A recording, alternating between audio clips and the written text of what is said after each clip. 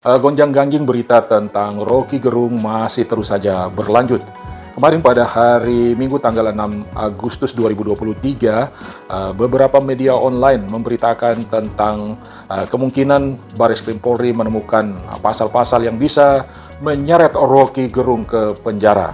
Salah satunya seperti yang diberitakan oleh Warta Kota Livecom Jakarta. Beritanya seperti ini. Direktorat Pidana Umum Dirpidum Bareskrim Polri sedang mendalami sejumlah laporan yang masuk terkait dengan orasi akademisi Rocky Gerung. Bareskrim melihat ada celah yang bisa menjerat Rocky Gerung ke ranah hukum. Seperti diberitakan sebelumnya, setidaknya ada 12 laporan yang masuk ke Bareskrim terkait orasi provokatif Rocky Gerung di sebuah seminar buruh di Bekasi. Dalam orasinya, Rocky dinilai kebablasan dan menghina Presiden Joko Widodo. Tapi yang dilaporkan bukan penghinaan, melainkan terkait dengan penyebaran berita bohong, di mana termaksud dalam pasal 14, 15 Undang-Undang Nomor 1 Tahun 46. Jadi, yang dilaporkan, kata Direktur Tindak Pidana Umum Dirtipidum Bareskrim Polri, Brigjen Juhandani Raharjo Puro di Mabes Polri, Jakarta. Seperti dilansir Kompas.com, Juhandani menyebut pihaknya tidak mendalami soal dugaan pencemaran nama baik terhadap Presiden Jokowi, sebab delik aduan itu harus diadukan langsung oleh Jokowi sebagai pihak yang nama baiknya dicemarkan.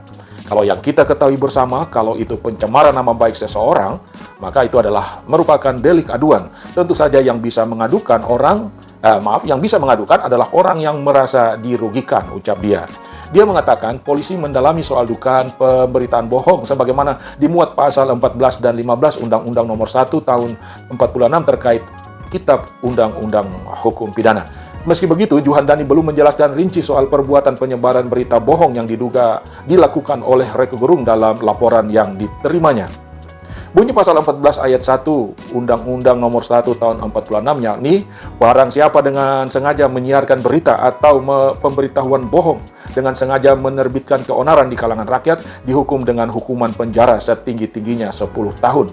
Pasal 14 ayat 2 berbunyi, barang siapa menyiarkan suatu berita atau mengeluarkan pemberitahuan yang dapat menerbitkan keonaran di kalangan rakyat, sedangkan ia patut dapat menyangka bahwa berita atau pemberitahuan itu adalah bohong, dihukum dengan penjara setinggi-tingginya 3 tahun.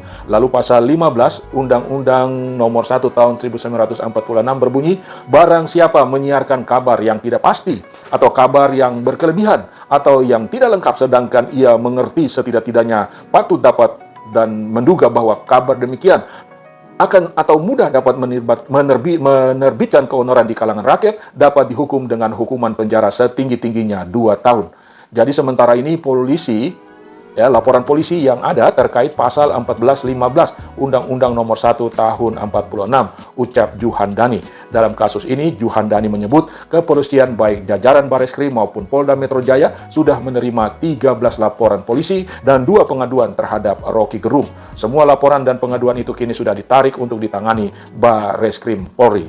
Sementara itu, anggota tim hukum DPP PDIP Johannes L. Tobing mengatakan pihaknya mencatat sejumlah pelanggaran hukum yang diduga dilakukan oleh Rocky Gerung terkait dugaan ujaran kebencian berbasis sara terhadap Presiden Jokowi. Beberapa di antaranya Rocky menyebutkan Jokowi melakukan upaya untuk melakukan penundaan pemilu tahun 2024 serta tidak mendukung kaum buruh di Bekasi.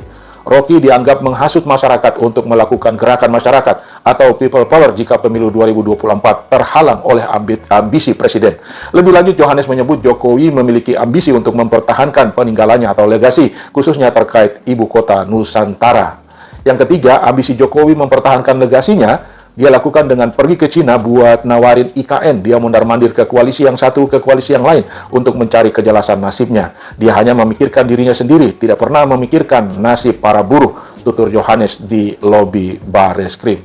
Nah, saudara, itulah berita tentang celah-celah hukum yang dapat menjerat Rocky Gerung untuk masuk penjara.